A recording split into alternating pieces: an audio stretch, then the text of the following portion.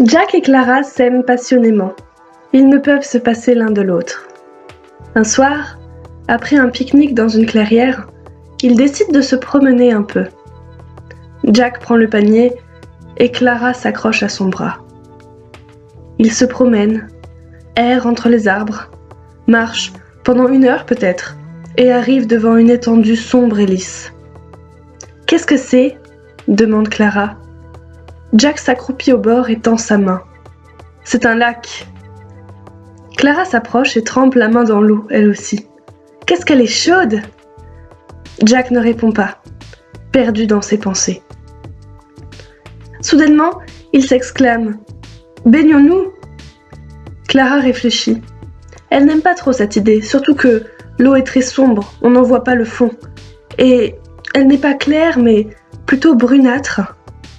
Jack continue. « Prenons un bain de minuit. La forêt est tranquille, personne ne pourra nous voir, l'eau est chaude, et nous avons tout notre temps. » Bon, d'accord. Jack sourit. Ils se déshabillent, ne gardant que leurs sous-vêtements, et entrent dans le lac. L'eau n'est chaude qu'en surface. 20 cm en dessous, la température plonge. Mais les 2 tourtereaux n'y font pas attention. Ils nagent, font la course, s'amusent, s'embrassent fougueusement. Soudain, lorsque Clara se retourne, Jack n'est plus là. Elle ne s'inquiète pas, il lui fait sûrement une blague.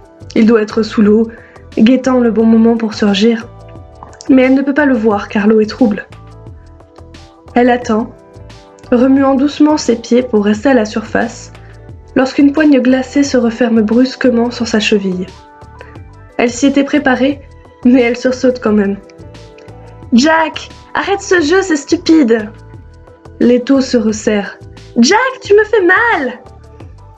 Elle essaye de dégager son pied, mais elle est tenue fermement. La main la tire brusquement vers le bas. Elle se débat, remuant ses bras dans tous les sens, troublant la surface du lac, auparavant lisse. Elle est tirée vers le fond du lac, traversant des zones d'eau de plus en plus froides. Elle penche sa tête en avant, tentant d'apercevoir ce qui la tire, mais il n'y a rien autour de sa cheville. Et pourtant, elle continue à descendre, entraînée par une force inconnue. Ses poumons sont vides et elle suffoque.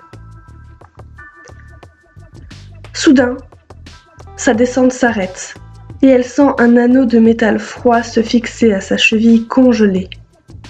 Elle le sent, mais elle ne le voit pas. Sa cheville semble libre, mais elle est prisonnière. Autour d'elle, des silhouettes, retenues elles aussi par la cheville, semblent flotter, en suspension dans l'espace et dans le temps.